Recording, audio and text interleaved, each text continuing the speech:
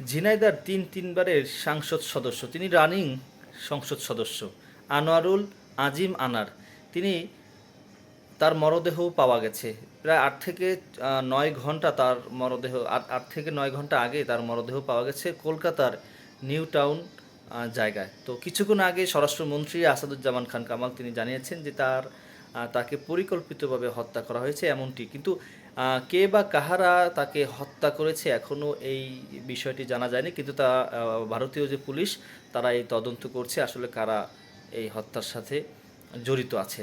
তো অন্যদিকে তিনজনকে সন্দেহ করে তিনজনকে আটক করেছেন, পরবর্তীতে আসলে জানা যাবে। তো এর আগে 11 মে ভারতে যান এমপি আনার, তিনি যান চিকিৎসার জন্য। ঠিক 16 মে শেষ কথা হয়। তার যে পিএস রয়েছেন রূপ, তিনি বলেছেন যে আমার সাথে বা আমাদের সাথে সর্বশেষ কথা হয় 16 মে।